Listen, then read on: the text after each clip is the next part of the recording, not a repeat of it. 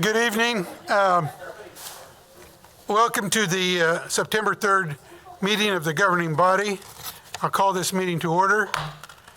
If you will give your attention to Councilman Banks. You're going to take it tonight? Oh, next month now. Yes. Yeah. Okay, Councilman Kell. Time flies. He's always ready. He's always ready. Give your attention to Councilman Kell, who will provide the invocation, and stand as you are able for the invocation, and then remain standing for the Pledge of Allegiance.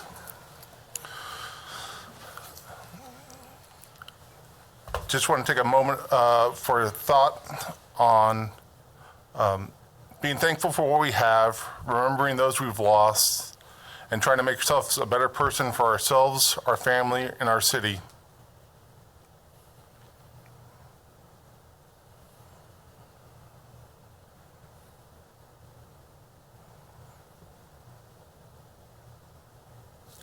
Thank you.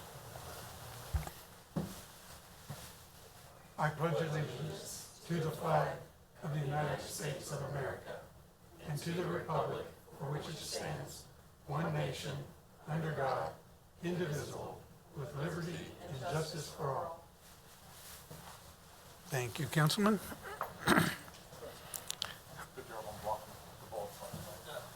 Time gets so fast. Okay, now we'll go to our agenda. First on the agenda is the roll call. Madam Clerk?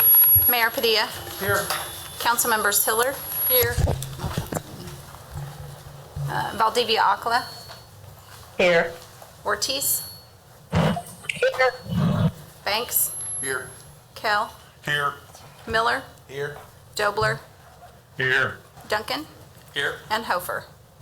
Here. We have 10 present.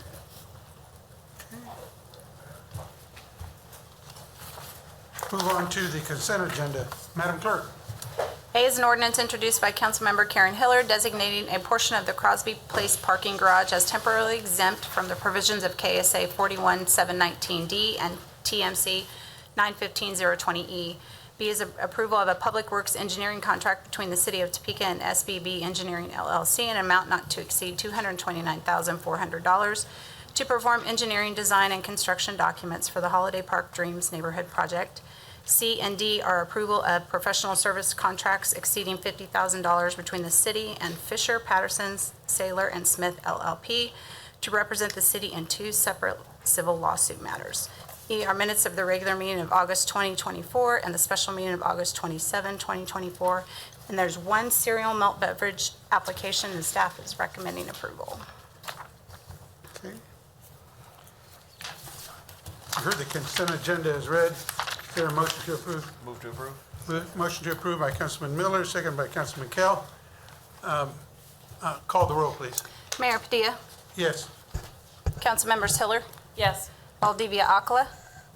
Yes. Ortiz. Yes. Banks.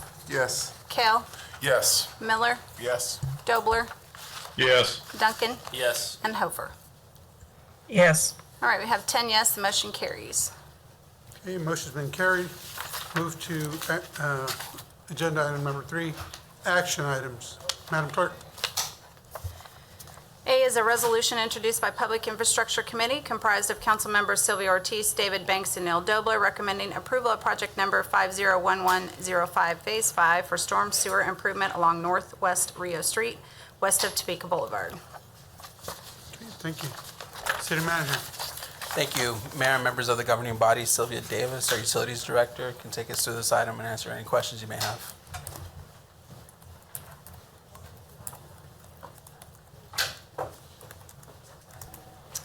Yes, this Northwest Rio project was a project that was brought in front of the Public Infrastructure Committee last month, replacing approximately 760 feet of storm sewer and conveyance structures. This is funded out of our 2024 Stormwater Conveyance Program, and we are seeking council approval tonight so we can go ahead and initiate construction. Are there any questions for Director Davis? Councilman Miller? What's the projected timeline? Oh, that's a great question. I would say We are getting ready. We have a bid, and so we're ready to go ahead and award that, and they should be able to start immediately and finish late this year. Okay, thank you. Further questions? Motion to approve. Motion to approve by Councilman Banks. Is there a second? Second by Councilman Miller. Madam Clerk, call the roll. Councilmembers Hiller, Yes. Valdivia Akala, Yes. Ortiz, Yes. Banks, Yes. Kell, Yes. Miller, Yes. Dobler, Yes. Duncan, Yes. Hofer, Yes. and Mayor Padilla. Yes. All right, we have 10 yes, motion carries. Thank you. Move on to agenda item number 4, non-action items. Madam Clerk. A is discussion related to the City of Topeka 2025 operating budget. Mr. City Manager. Thank you, Mayor and members of the governing body. Josh McInerney will take us through this item as we continue our FY 2025 proposed budget discussions. We have concluded all of our departmental overviews, and at this point, what we're asking for is the governing body's consideration of any proposed amendments ahead of our scheduled vote for public hearing and for to adopt a budget next Tuesday, September 10th. So the floor is really open for discussion with the governing body about any proposed amendments that you would like for us to consider. Obviously, we cannot take any action this evening, but if there's something that the governing body would like for us to consider, we could do something like a straw vote, just an indication of something that we could start looking at to include in the adopted budget. With that, we'll turn it over to Josh and to the governing body. Okay, thank you, sir. Yes, sir. I got a point of order on, I guess, to the attorney.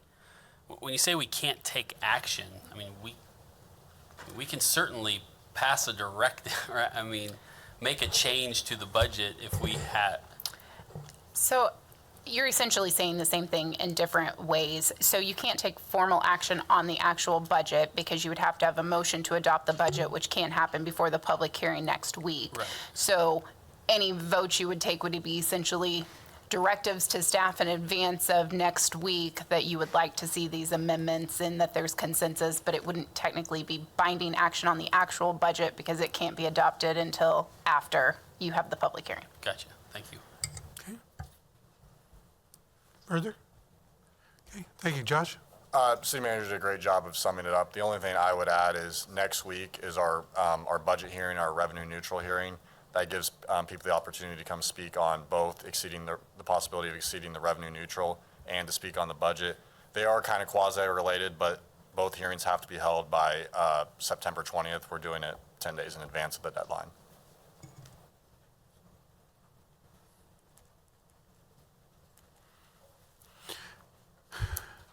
Okay, are there any specifics that you want to review this evening, City Manager or Josh? No, Mayor. This is strictly discussion and Q&A. And again, if there's anything that the City Council would like for us to consider to be included in the adopted budget, we would ask for, like I said, a straw vote or something along those lines to give us an indication as to what the governing body would like to see. Okay. I'm checking, make sure with the governing body members on Zoom there to make sure that if you have something that you want to ask for or present to the body, please just let us know. This is your opportunity.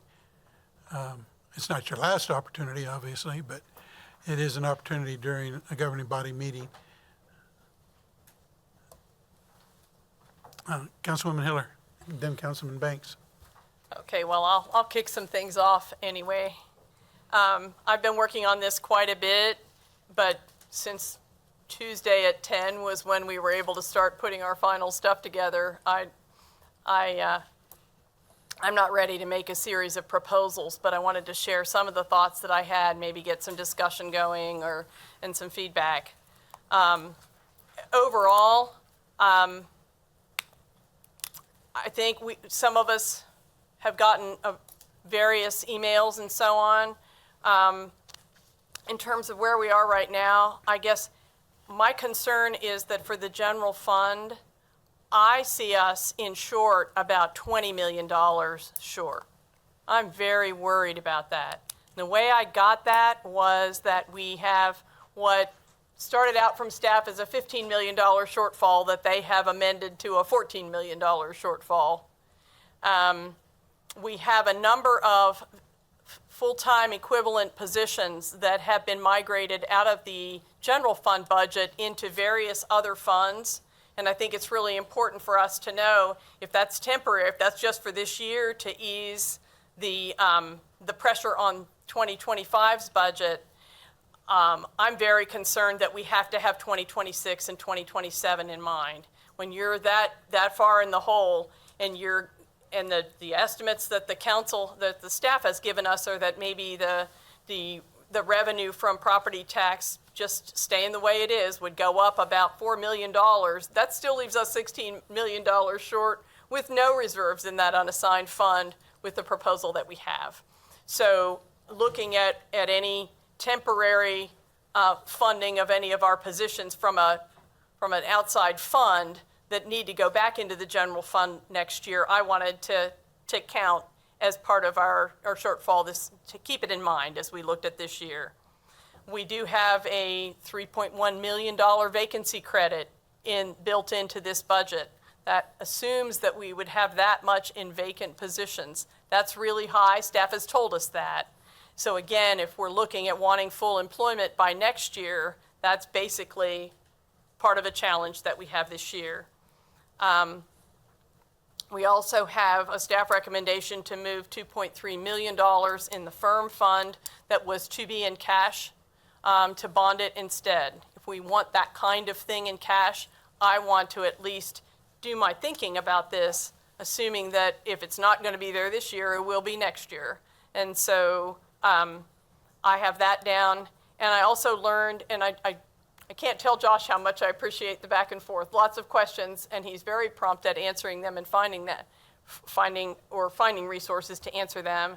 But it turns out that our engineering fund that we created about a year ago to put $3 million in to take the edge off the cost and temporary note financing of our capital projects is not even, there's an accounting reason for it, but it's not even in our budget as a fund.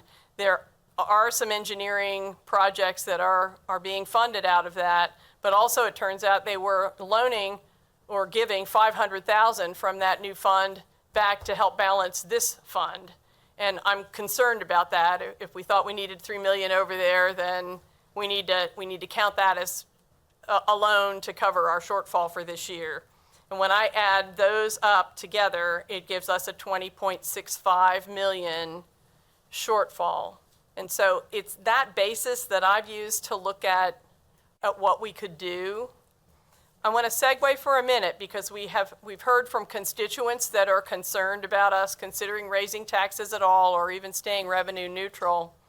I want to assure the public that whether it was the right thing to do or not, we did cut taxes 2 mils last year, and so people are getting a tax break this year based on what we did last year, hoping that things would stay the same.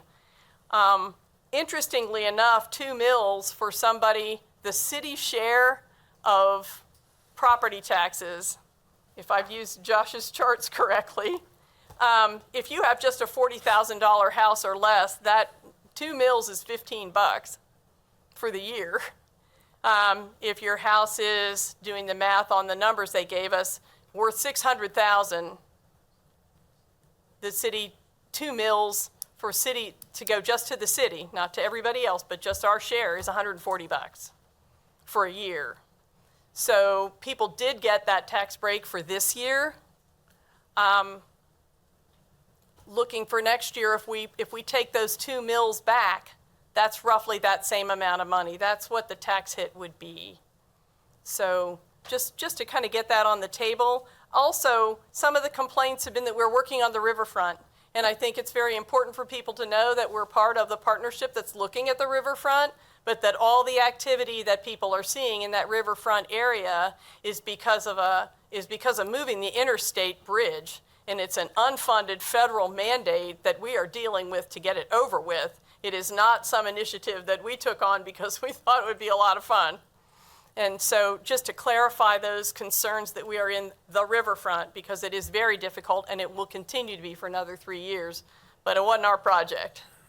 And then concerns about the hotel as well, the fact that we were involved in purchasing the hotel. And I think, we did, but the reason we purchased that hotel was to protect the expo center that had just had $50 million in taxpayer money, ours around this table and everybody else's put into it. And people that are writing in are concerned about sustaining our economic development and are talking about some things that went wrong.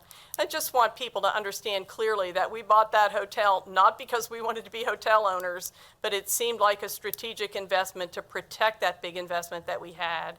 And I think people know that we're continuing to work on that to make it right and to have that combination of the Expo Center, the Manor Conference Center, working with the county on that, and the hotel thrive and be everything they can be for us. And so just wanted to kind of throw that out. Back to what to do about the taxes and this shortfall that we have.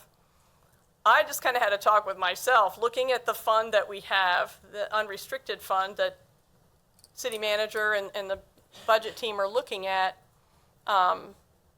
We carried 11.8 million into the beginning of this year in that. I'm not comfortable with draining it or with saying that it's worth more than that at this moment when it looks like we're going to have a shortfall for 2024.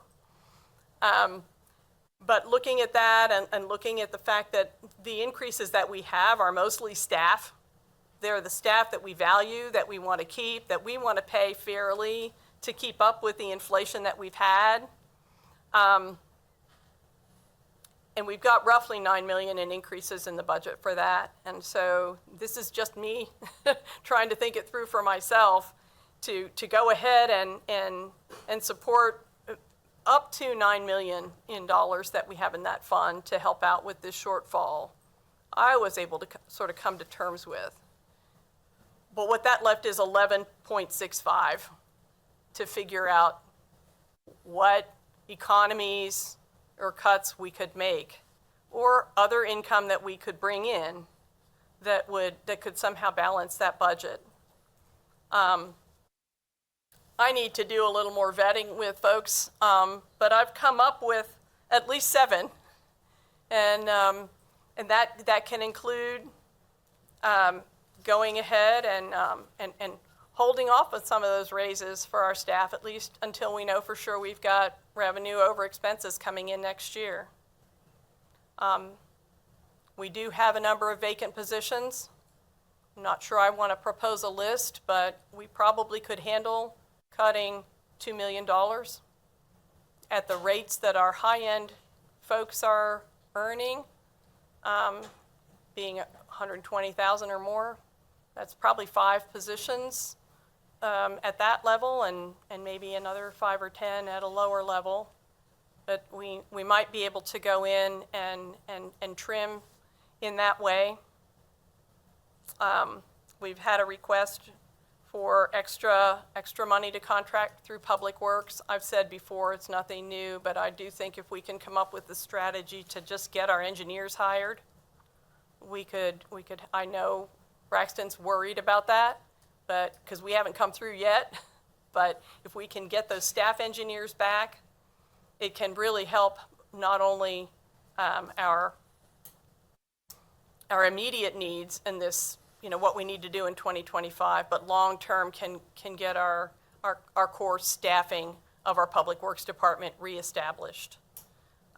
We just never recovered from laying off staff back in 2011, and that's really unfortunate, but somehow, maybe sometimes the pressure can help do those kinds of things.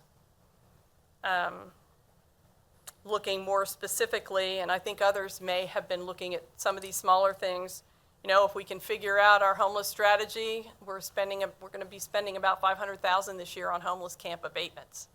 That is draining our public works crews, our police, and our code compliance people. That might be if we jointly, staff and us on the council, can come up with a strategy so that we're not needing to do those kinds of things that are pretty much a dead-end expense. That could help. Could look at some of the departments that have had overtime and see if there are some ways that can be reduced without harming our services. There's certain things such as training budgets, for instance, that, even 200,000 off the center budget spread around amongst our various departments might not pinch too much. I think there are others on the council that have been looking at specific differences from prior years and this year that might have some ideas along those lines as well. So those are just some examples of things I've been thinking about that I think could add up.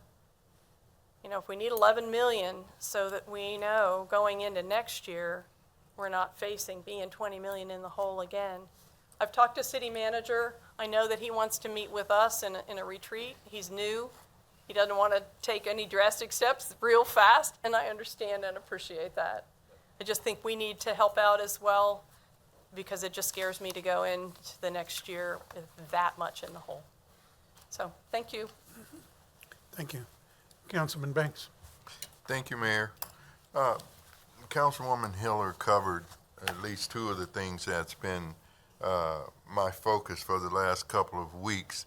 And just a comment, I have decided to have a sit down with Josh to try and settle some of the concerns, especially when it comes to those shortfalls that she mentioned, some of the things about employees layoffs or whatever we're going to call them. Also, some thoughts about actual debt, actual city debt. What is our actual city debt? And I know there are rumors floating around about what it is, how much. To me, I don't know what that is, and I hope to get some of those answers when I sit down with Josh. I also thought about what it would be like for our employees if we said for contract people, could we hold off on those for now and maybe try and weather the storm a little bit and then see where it takes us? I don't know, city manager, if that's something possible for us to do, but those are things that are floating around in my thoughts. So, thank you, Mr. Mayor. Mm-hmm. Councilman Duncan. Thank you, Mayor. Got a handful of stuff here, sort of some randomness as it will, if you'll bear with me. I think I've been pretty clear, a little bit of frustration how we've gone through this process to some degree. As I've said before, I know looking ahead is imperative and crucial and must be part of the process. I think we've spent more time on talking about the theoretical 13% problem a year away, which is very real, as opposed to actually digging into this budget and trying to find some of those solutions this year. Which a lot of the questions that I sent over the last weekend and week or two have been a little bit directed at looking at some of that, and I want to thank staff for answering a lot of questions. And I know in answering those, we actually found some savings, so that's always good too. Wasn't the reason I asked those questions. I wanted more information, but I'm glad anytime we can do that. Good for all of us, but more good, and thank you to staff for that. Because I'm still very nervous as the way we were presented with this. If we're looking at a 13% cuts across the board, when my HR director says, well, we'll just eliminate the HR director. Well, we're the capital city. We're not eliminating the HR director, right? So we're going to have to make some tough decisions. And so, again, I just wish we had done a little more this year to some of the points Councilwoman Hiller made to that effect. I will tell everyone, if we want to vote next week, great. We actually don't have to vote until the 17th. Our deadline is September 20th. I'm not trying to delay things or make us linger on. I do personally like to have the budget hearing and then give us all a week to breathe sometimes after we've actually heard from the public to actually digest before we just say, thanks for your comments and then take a vote. So it would be my preference, if at all possible, to move it to the 17th, but if everyone wants to vote, that's also fine too.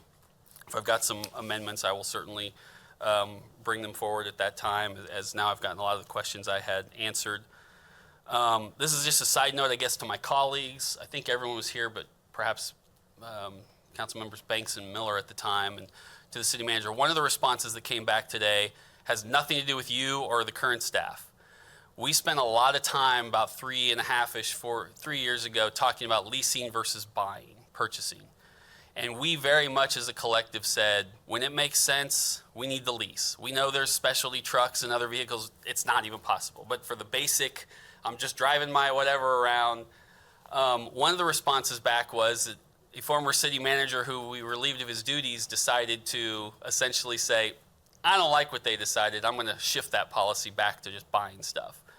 That upset me. Again, nothing to do with you, but I'd like us to again review that, because I think, again, what we found when we took all the time and had actually big meetings about was there's savings there. It's silly not to find them. So again, I put that out to my colleagues, my general frustration when I read that answer, but also to let you know, hey, could we take a look at that again? I'm assuming, and I don't know, I think it's in there now, I guess I'll clarify that the changes to the rebate program are now built in to whatever changes we'll make on the new budget, including the disabled veterans piece and the Social Security piece. Yeah, when we guys voted on the final version of the budget, last year there was a little snippet on what the property tax rebate program was. We're gonna add another snippet, one pager of that summarizing the changes. So Okay, the but old that's versus the new. baked in now already? Yeah, when yeah. we make those changes? Yep. Okay, cool. Just wanna make sure I didn't need to re-bring those forward. No, Okay. no. Yep. And I guess one thing to add, we'll make it very clear, for everyone's to be comfortable, we can propose those changes as a quote-unquote amendment to the budget. So that way it's crystal clear. Okay, no, perfect. Just wanted to make sure I didn't miss something and we didn't accidentally get skipped out. I don't know where I stand on this budget yet. I'm gonna be very honest. I've told the city manager that, I've told others that. There's two schools of thought when you look at the mill levy increase. There's the one school of thought that says, looking at what we're looking a year from now, we might as well do it a little bit this year to try to get ahead of it. There's the other school of thought that says every year you can save people money, that's great, and we should try to find that $1.4 million to sort of just cut it now so we can at least for one more year stay flat. I don't know if there's a wrong way or a right way on those two versions. I know I prefer option 2, and I think that's why I've struggled with this budget, because I feel like we haven't made some of those substantial cuts knowing what's ahead of us without making that effort. And so I feel like this is a budget that both is using a huge chunk of those reserves we put aside and has a mill levy increase. I could maybe live with one or the other. I'm struggling with both. So that's why where I've tried to find some savings is to maybe offset that. So that's just my own personal struggle, and I guess you will know in a week or two where I fall on that one. But I want everyone to know what I'm trying to work through a little bit. I do think it is time for us to start having serious conversations with our friends at the county, because there are several areas of this budget that we are spending significant dollars on and not getting support from our friends over there. There's 77,000 people in Shawnee County. 125 of them, 70%, live in this city, generate the most revenue for them. All the other cities are also very important. But when it comes to those homelessness dollars that we're spending, which are piling up every day, and whether it's just cleaning up camps or helping people, we're bearing the brunt of that burden without support from the county. And we shouldn't be, as their largest city. And if they could help with that, it would make a difference, not just for all the citizens in Topeka and our budget, but for the county as a whole. Because what is happening in Topeka stretches out to the rest of the county and the other cities around here. We also need their help with some of the changes that would impact property taxes, which we've talked about before, which are at the state level, but we're gonna need them to get on board and help us with that. So, and there are a few other areas in here that if we could get them to help us a little and even be partners, and it's not all monetary. Some of it's just support, some staff work, some of it's assisting us, and they're doing a little bit better job on tax sales to help with some of those properties. All that adds up to helping them, but also the budget burden that we now face is part of those dollars are in that. My last two things are, as I've looked through this, at some point we have to make a decision, and I know we've got a study coming, not sure when, but I know soon, as to what we really want to do as it relates to EMS and EMT service, because we are spending considerable amount of money moving us in one direction without ever actually having made that policy decision as a body. So that's just something we need to officially make that policy decision one way or the other. Otherwise, we're kind of just spending that money without ever making that decision, and that's not healthy for our fire department and giving them the direction they need, and it's not healthy for our budget. And then last thing is, we're gonna have to watch our projects the next couple of years. So if there's projects I know people really want to spend a lot of money on because it's going to look really nice, but we can spend a little cheaper to get it done, I think we're going to have to be very careful about that and make sure that we really study that stuff, not just to address the debt load, as Councilmember Banks had talked about, but what that means to the general fund is we have to pay out and pay for some of those projects. So I think it really means we've got to crack down on making sure we're focusing on preserving what we've got. And unless it's economic development related, may just have to take a back burner for a couple of years. But we want to make sure we, clean up what exists. So those have been my thoughts as we've gone through this. I do appreciate all the staff's answers to my many, many questions. I'll try not to ask too many more because we're kind of on borrowed time at this point, but I do appreciate all the info I've gotten. Thank you, Mayor. Thank you. Councilman Kell. Mayor, can I get you there, please? I'm sorry? Just asking if I can get in the queue there, please. Thank you. Oh, okay. Sorry, Councilman Dobler, right after Councilman Kell. Kind of the biggest thing I've been hearing from everyone is kind of like, don't cut taxes, and why do we give raises, or don't raise taxes, and why do we give away the raises, and why are our streets not better with all this other stuff? And we have to be competitive with our wages to try to be staffed as best we can to our community. If our city isn't staffed to its best ability, we can't serve the citizens, we can't work on projects, we can't do a lot of things. And we're not only competing, with the private sector here in town, we're competing with the state, we're competing with the county, we're competing with the federal government for all those workers. And so we have to be competitive, and we're also competing with the region. We're competing with Lawrence, Manhattan, and any other thing going on around here. So we have to try to be competitive as possible. As Councilwoman Hiller stated, we lowered the mill levy by 2 last year. What I've done my research on, and someone can correct me if I'm wrong, it's been 12 years since we've raised it. And luckily, that's the way it's been. But I know the one thing that if any of us look at that as a possibility of raising that, this whole group here is going to try to do it as conservatively as possible. And I sat down with the city manager last week. We talked about some ideas, looked at some stuff. I definitely want to sit down and talk to him again about some more things that we can look at saving money in some places, but we can't do major cuts to anything, or else we're going to start taking a step backwards throughout the city on all of our projects we have going on.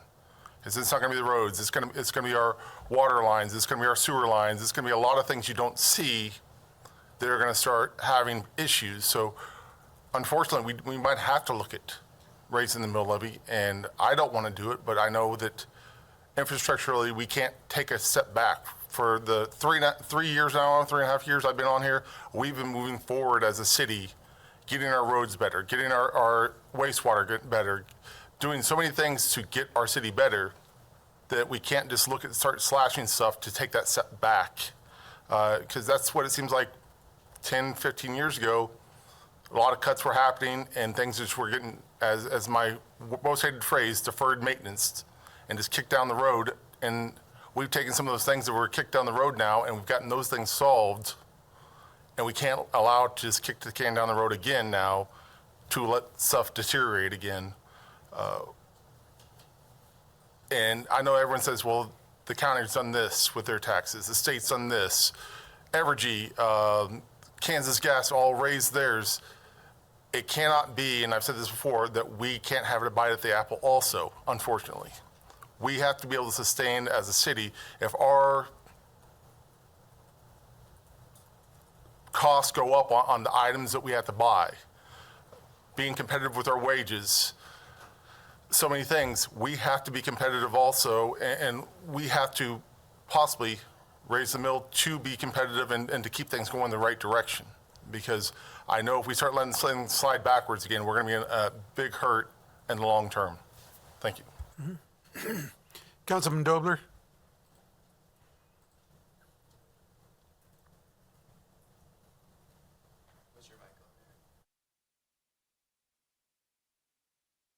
Did you call on me, Mayor? Councilman did. Dobler? Can Thank you, hear me? Mayor. Appreciate it. Several thoughts as well. I tend to agree with Councilman Duncan. I would prefer to move the vote to September 17th, I guess it would be. I think he hit it on the head. We have a hearing and we listen to people and then we vote. It's like we're not really listening to them. So I think a week in between would be preferable if we can do that. I also agree that it's a little bit outside the current budget, but we do need to figure out what the study for the EMS, where it is and how we're going to move forward on that. I tend to see this, I mean, we've got a budget in front of us that if we were not to increase the mill levy, would have about a 1.4 million shortfall. Obviously, there's things, as Councilwoman Hiller pointed out, that we may or may not want to do as far as transfers and other things. But in general terms, we're looking at about a mill shortfall right here. You know, I vividly recall 2 years ago at this same point in time sitting down with finance, and they had projections of 2023 and 24 with big shortfalls, and we had to at least keep the mill levy the same or raise it. We chose to lower the mill levy, and at the end of 2023 we had $13 million over and above our 20% reserves. I know we have to try to project what 2 years are going to look like, but there are so many unknowns, including the general economy, property tax valuations, all kinds of things that it's really tough to accurately predict what 2027 is going to be like, 2026 even. At some point, we just have to deal with what we've got next year. And then as we look at the budget after that, we may have to take drastic measures at some point. We've done it in the past. This city's gone through a lot of ups and downs. Somehow they always seem to pull through. And I think that's really what I'm looking at. So back to the 1.4, I cannot vote for a mill levy increase.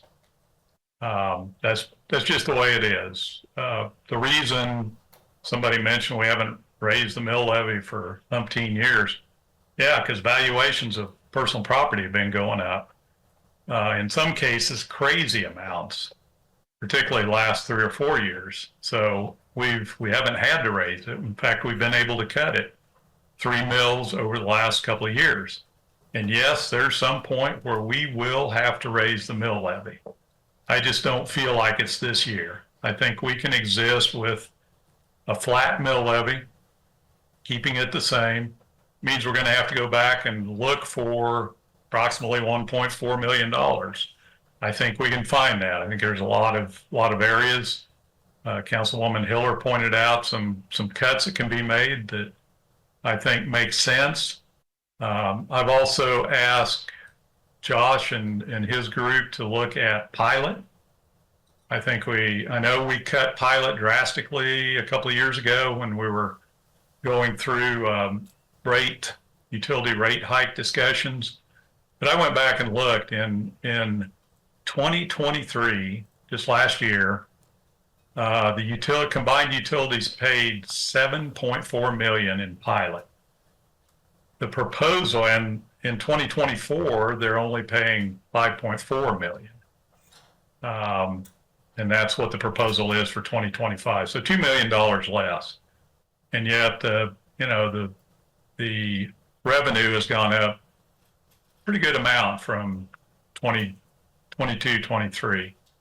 I know utilities are strapped like everybody else, but I do think we need to consider what the meaning of pilot is. It is literally payment in lieu of taxes. The value of our plants are considerably more than they were 2 or 3 years ago, just based on the fact that every piece of real estate's gone up quite a bit over the last couple of years. So I think we need to take a look at that, and I think that could help without hurting the utilities. I think a modest cut in their budget to provide a little bit more pilot, maybe in the $500,000 to $1 million range. I think the total revenue for the combined utilities is $108 million. So I think they can probably find some cuts that would allow that pilot to move up, not back to where it was in 2022. It was out of control at that point, but move back probably to where it needs to be. I think the same thing might go with admin fees. I didn't look at that in detail, but I think they're paying the same or less as they were a couple of years ago. And obviously salaries have gone up. Admin fees for the utilities pays for city attorney's office, finance office, other general fund entities. And it's probably time that we take a look at that. I don't know if we can or not. I don't remember exactly what kind of promises were made 2 years ago when we cut the pilot, but I certainly think we have the latitude to look at a modest increase there, which can help our bottom line. Like everyone else, I appreciate Josh and the finance department and the city manager answering questions. I had a number. They were all answered quickly and helped me make some decisions. I looked at individual cuts. Could we cut this position? Could we not do this? Could we combine that? And what we've got with this form of government is we approve a budget, and sure, we can look at positions and things like that. But the reality is we need to give the city manager and his staff the latitude to spend the budget as they see fit to achieve the goals that the city council sets forth. So I'm not going to make any proposals on individual positions or anything like that. I think at the end of the day, we deliver a general fund budget, and the city manager, in all his wisdom, will take that and make determinations on where best to apply those resources. And that's all I've got, Mayor. Appreciate the time. Thank you.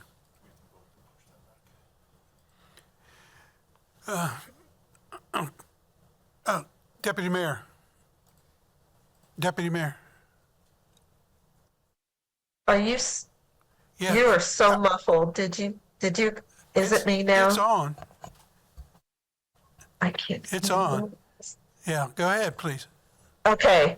I'm sorry. You're really, really muffled, Mayor. I agree with a lot of what both Councilman Dogler and Councilman Duncan have stated. I believe that the mill levy increase with a number of homeowners in my district and across Topeka that I've been talking to just feel pulled in so many different directions. I can remember, I think it was a year ago, maybe a year and a half ago, not voting for the utilities rate increase. I didn't vote for the hotel. I mean, I understand that we have these needs that have to be met, especially when it comes to, our infrastructure.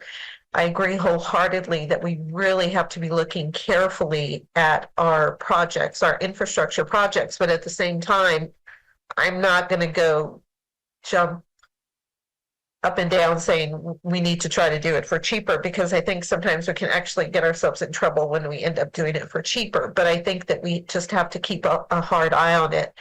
There were a lot of things with overtime that I really, really think need some hard scrutiny, like hard, because I think that there's probably some waste there. I think that there has to be that looking at, and I understand this isn't going to come until, the next budget cycle, because I didn't put any, of these specifics in, but I'm saying it now. We also have to look at the top heavy departments. I mean, these are all real concerns, and we have to start looking at the efficiencies. We have to start looking about performance measures.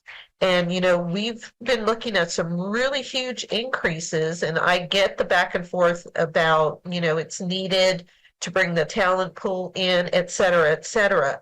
But at the same time, we also have to look realistically at, do we need as many FTEs as we say that we need when there have been the repeated calls and commentary from city folks of the top heaviness of some departments. So I think that at this point, I just got to be really honest. When Councilwoman Hiller brought in the whole 20 million versus 15 million, that just added like, what? And I think it's going to be confusing to people that are watching this meeting, because it kind of seems like it's challenging what staff has put up. And I trust that the city manager has a wealth of experience with budgets much, much larger than ours.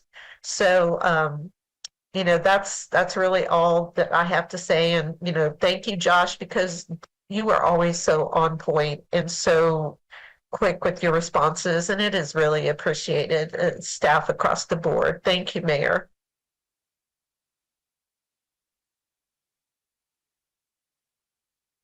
I want to make sure I see and acknowledge you. Hey, Mr. Anyone else in the room?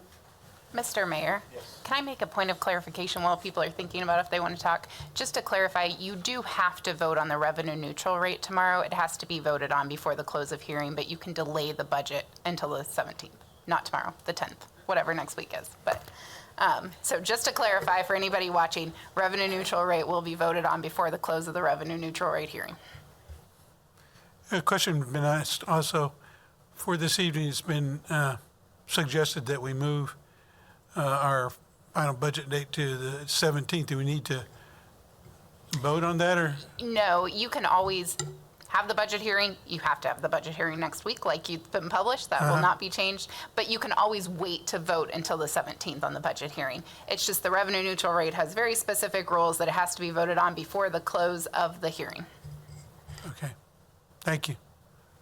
Answer your question? Yes. Okay. Further questions?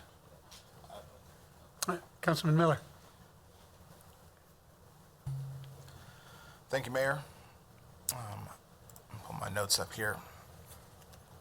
Just as a general thought, and because I am fairly new here, I don't understand the different communication styles when it comes, not communication styles, but just the different communication between the city and the county. Is it possible for us to have a joint public meeting? Is that something that we can do? Because I feel like we keep talking about county and their help, but of all the meetings I have on my calendar, the only one I've ever seen was the Unhomed initiative back in the early first quarter. I don't ever see anything that where we're having communications publicly so that the citizens can see us working together. I think that'd probably be a little more beneficial than what we do currently. I'm not involved enough to watch every single one of their meetings, but I would certainly want them to send a note or something if they had something to say, and to let us know when they are trying to get our attention. I think a straight up conversation is certainly better than many jabs every other governing body meeting. Our citizens, number two, our citizens via email and social media have a lot to say about what the city should do. We respect that, and I personally appreciate that. It's not new, and it's a part of the doing this work. My worry is that the people who say we should cut staffing and want departments depleted don't totally understand how much the government does on a daily basis to assist in their living situation. Municipalities generally take responsibility for parks and rec services, police and fire departments, housing services, emergency medical services, municipal courts, transportation services, public works, streets, sewers, snow removal, signage, and so forth. And this particular year is heavy on construction. This is an abnormal year for us. So, the staff has done a good job of showing what services would be like in every department if we cut 13%. We could make those cuts and function as a government technically, but not nearly as the rate we do right now. So the ramifications of doing those cuts are felt across all of us. okay? Not just the people who live in $600,000 homes that don't care, but also the $40,000 homes with the $14 in property tax. We have to think about all of those people when we make these decisions, okay? Furthermore, we get a lot of messages about any tax hike being the worst thing in the world. I get that, 100%. People have no issue paying the raised cost of all the other items in their lives, but somehow would love to send emails. I don't know if they're sending emails to Kroger. I don't know if they're sending emails to all these other places. But they certainly send them to us. So they understand that, but can't or won't understand when the city's costs raise off of those same exact items. There was going to be another thing I'll say, but since we're moving this to the 17th, I'll save that one. All right. Thank you, Mayor. Further comment? Councilman Duggan. So you may not know any answers to this question, but since Councilman Dobril brought it up, let's talk about pilot fees for just a minute. So there was a pretty big dip. Do we know if that was directly related to the reduction, or are there other factors? Is someone not paying them anymore? Do we know why that's? It was primarily, we gave a discount to the utilities, wastewater, stormwater, water payments to them. Okay. I didn't know if you wanted to do that. Microphone, please. Mike, Josh. So we just gave a reduction under the last rate cycle for water, wastewater, and stormwater, paying into those fees for services for the general fund. I was not involved. I don't know if we want to get into that tonight. That's why I said you may not know anything, and that's cool. Get us a memo or something this week, but. No, if you're on a memo, I'm out. Well, no, well, both, since you're here, right? While you're sitting down, I guess maybe this is a legal question, because I'm not even going to pretend like I'm an expert on. I know enough about pilots to be dangerous and not enough an expert. There's some pilots that we enter into those agreements with for various reasons. People can also pay those voluntarily, correct?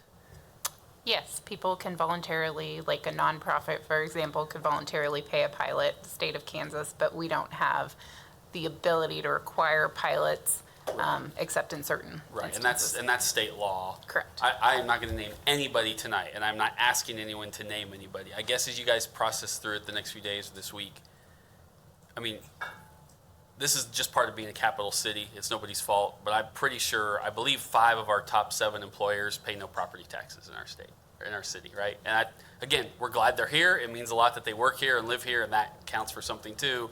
But when you look at those numbers, so I guess as we look through some of that, I would be interested as you work through, I'm sure it's public record somewhere, if not. I'm curious as to who, again, not tonight, pays pilot voluntarily versus the agreements we had to enter into. And that may be 0, and that's fine, but I am a little curious about that, because we do have a lot of fairly large entities in this city that don't pay into that system, who probably don't pay pilot fees, and I'm not going to sit here in this meeting and call them out at any time when I have that information. Those are private conversations we can have with them politely someday, like, hey, you sure you don't want to pay a little? Because if you get a fire, they're coming, right? So I would be interested in what that breakdown is, if it's 100 to 0, or if there's some sort of percentage-wise, just out of curiosity. But sorry, I didn't mean to hijack you there, but. No, that's all right. All I can speak to is the pilots for the utilities, right. Obviously. As part of the rate discussions this last time where we saw the significant decrease, the agreement was made to transfer general obligation debt potential for the Polk Quincy project from general fund to the utilities. So the significant reduction in the utilities pilot fees is to offset what the utilities are now paying in debt service instead of the general fund. Okay. That makes sense. I was going to say, that doesn't speak to anybody else, but that was part of the rate discussions and where that reduction came So from. those dollars are still going somewhere, just not. Shows up on our to debt the service. general Yeah, it fund, shows up on our right. debt service line instead of on the pilot line. Okay. Yeah. Okay. That's helpful. Thank you. Okay. Anyone else?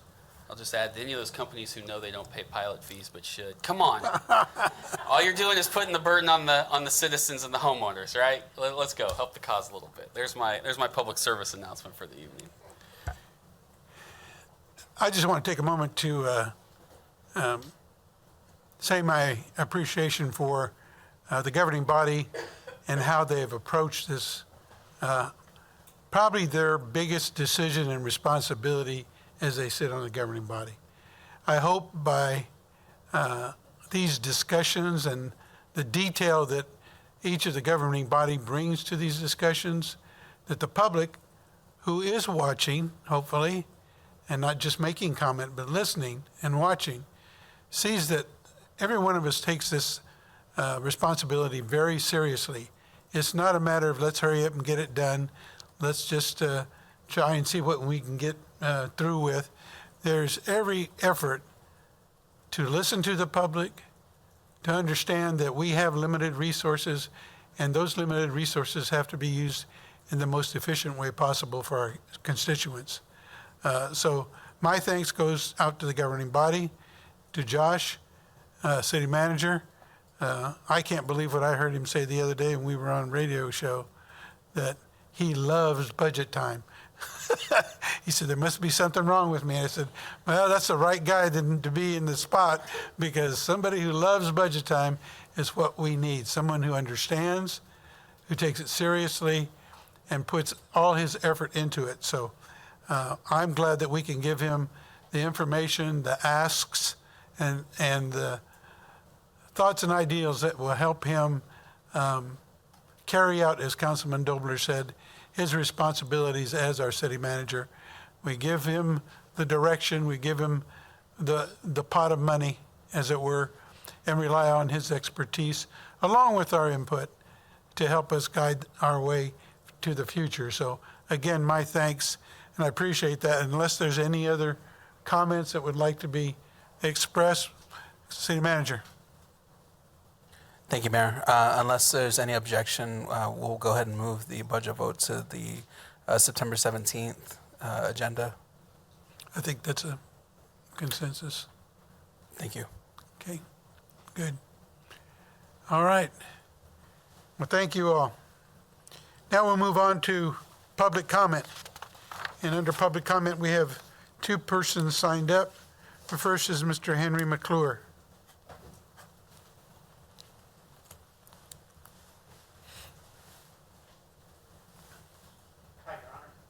Good to see Good you. evening. Very interesting meeting. I concur with Councilman Miller about the confusion and the complication. And so many people don't understand really how the government works around this joint. JETO has been the opportunity for the city and county to work together ever since we passed the half-cent sales tax. The half-cent sales tax was passed to grow the tax base and grow the population. So let's start first with Lawrence Bay. Let's go back to Lawrence Bay, because I've had trouble figuring out who's who at the zoo on that deal. So I've asked Congressman or State Representative Ken Corbett to help me figure that out. So he has sent a letter to Attorney General Kobach to review the treasurer, the county commissioners, and the county councilors' responsibility in collecting taxes. So let's start off with getting people to pay what they owe us. And if you would think about all the real estate taxes and property tax that could be gained by just having people build houses out in Lawrence Bay. And when I think about it, I've been walking around Oakland a lot lately, and I look over there and there's no streets or there's no sidewalks and gutters. And I think about all the money that we've got out there, and those roads will fail probably before we even start collecting taxes on it. So there's a huge issue about how the city and the county need to be working together as far as just Lawrence Bay alone. One of the county commissioners the other day said, well, it's really the problem of the city should be foreclosing on those. And I asked your counselor about it, and she emailed back and said, well, you know, they've never asked us to do it. So what we've got around this community, it's always everybody else's fault. And when I'm a county commissioner in District 2, I'm delighted to sit down and work with you guys to do everything I can to generate more, to grow our tax base and to make sure that Shawnee County is a nice place to live. The idea of the city and the county working together, well, nobody followed the lead of the county on the hotel deal. The county has a vested interest in it, and they voted not to buy it. And then on top of that, the insult to the injury is you pay a guy $540,000 a year or a contract to be your advisor, and you don't even counteroffer a $7.6 million offer. You don't even give it the respect. That hotel deal will haunt you, but I'm telling you, we're going to get to the bottom of Lawrence Bay one way or another. And it will be so much easier to be able to have the access to the information once being a Shawnee County Commissioner in District 2. Thank you for your time. Okay. Second person we have is LaZone Grays. LaZone?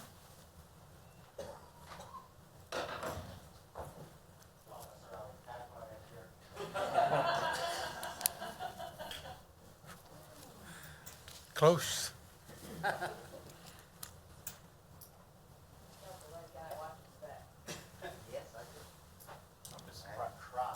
just happy how nimble you are at a young age, huh? Good. Also need to give him a breathalyzer, apparently. I should have enough copies for people on this side here. I actually don't need it. Oh, you got one coming? Okay. You sure? Good evening, Mayor, members of the City Council. I'm sharing with you some information, and I actually sent an email August 7th. In case you didn't get it, I just going to come here and speak to it. On the top 2 pages is information taken directly off the White House website, and it deals with the bipartisan infrastructure bill and the projects that will be spent. The BIL is over $1 trillion, largest investment, rebuilding America's infrastructure, roads, bridges, broadband, upgrading public facilities and things of that nature there. But what I rarely hear about is the human infrastructure portion of it, which is embedded inside of the law. And so I'm going to take time to first read what's very upfront about the infrastructure law. It was to fully delivering on promise of the bipartisan infrastructure law requires investing in equitable workforce development.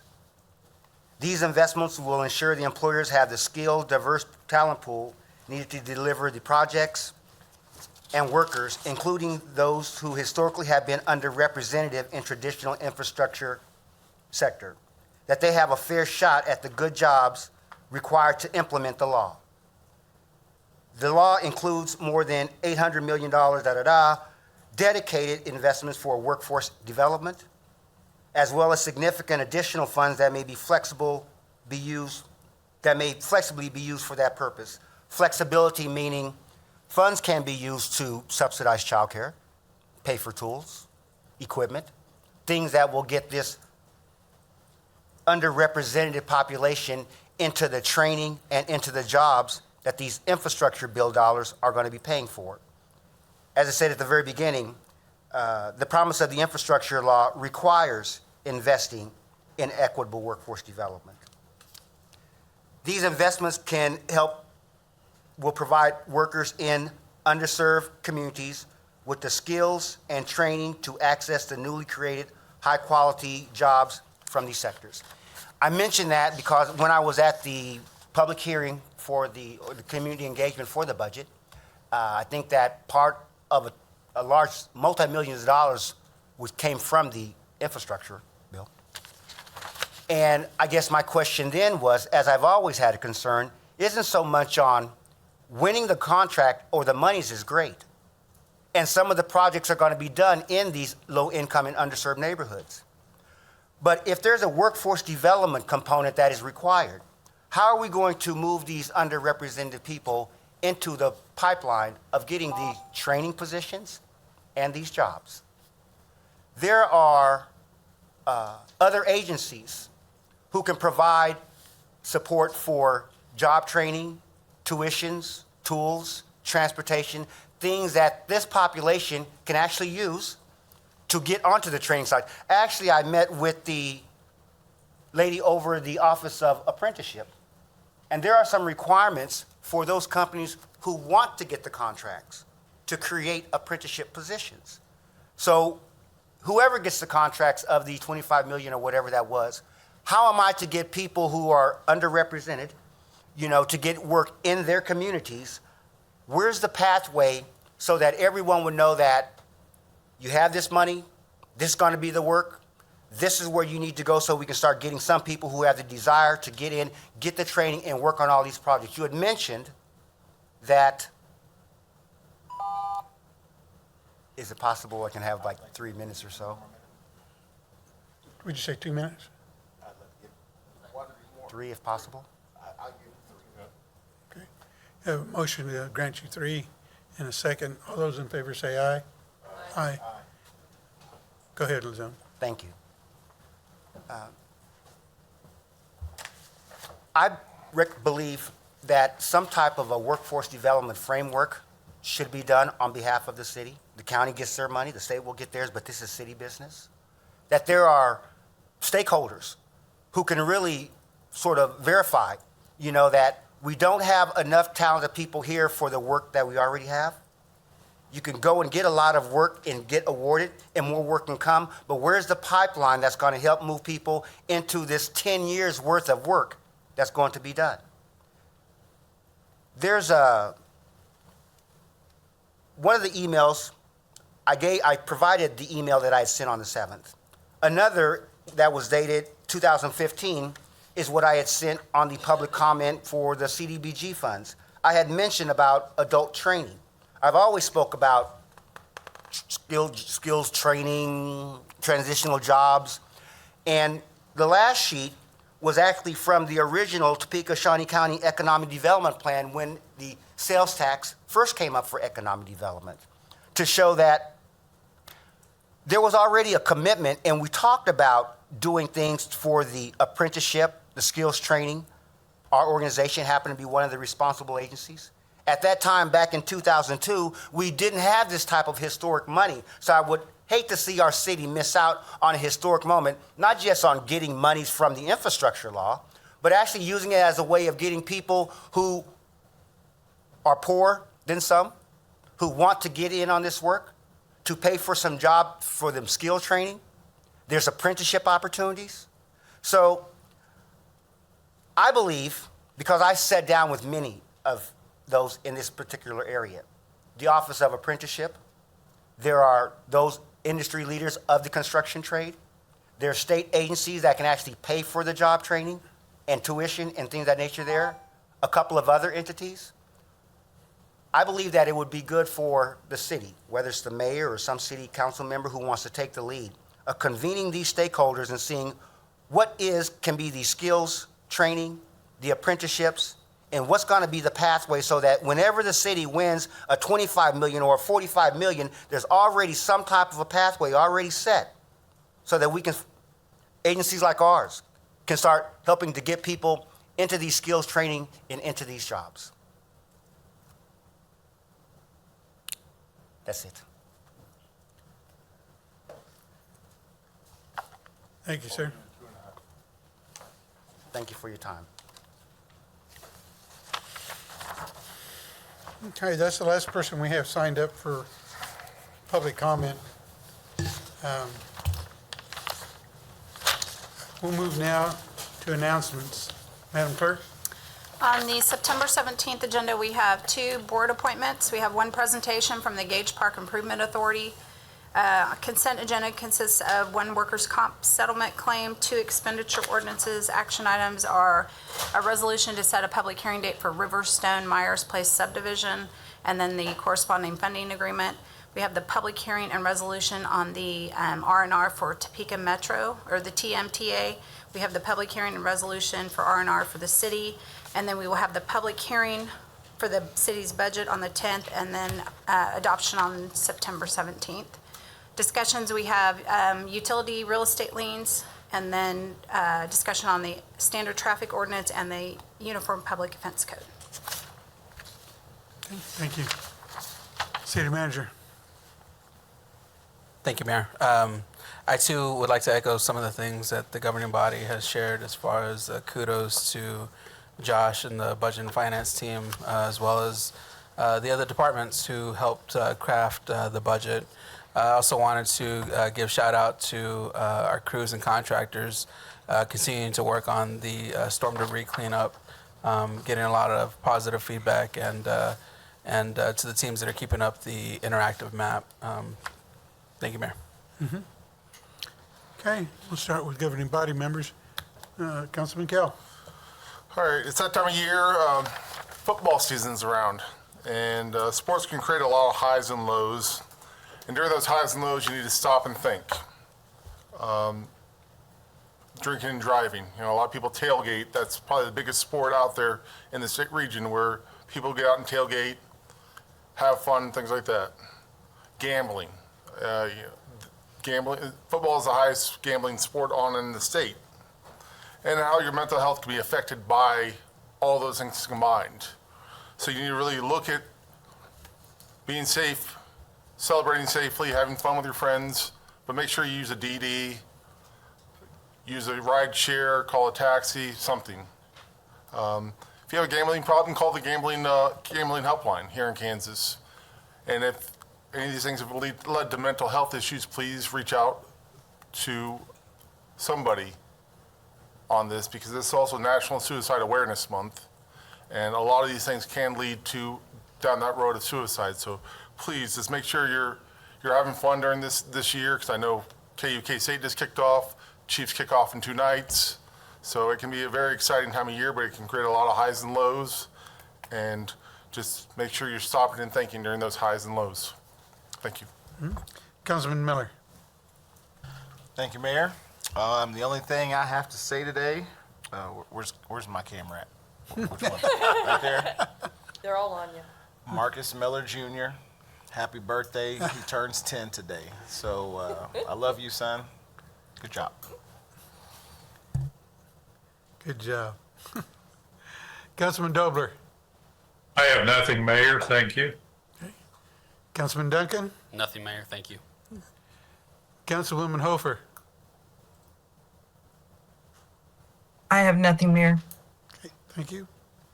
Councilwoman Hiller. Nothing, thank you. Deputy Mayor. I have nothing. Councilwoman Ortiz. Thank you, Mr. Mayor. Lawrence 0, Topeka High 1. Thank you, Mr. Mayor. Councilman Banks. Nothing, Mr. Mayor. Thank you. Thank you. Wow. Okay, well, we'll move on now. It's been pointed out that there's a need for 2 executive sessions this evening. If the city attorney would read. Mr. Mayor, I think the city manager just wanted one. I'm sorry, your script was supposed to get updated. The motion is to recess into executive session for a period of time not to exceed 20 minutes to discuss the acquisition of real property at the upcoming tax sale for various purposes as justified by KSA 754319B6. The open meeting will resume in this room in the Cyrus K. Holiday Building. The following staff will be necessary to assist the governing body in its deliberation. City Manager Perez and other staff he deems necessary. Okay, heard the need for executive session. Is there a Really motion think to go only into session? 20 minutes? Okay. I'll move to go into executive session. Do I have a second? Second by Councilman Banks. All those in favor say aye. Aye. Those Aye. opposed? Okay, Me, I oppose. okay, good. Duly noted. We'll recess immediately into executive session after about a 10-minute break.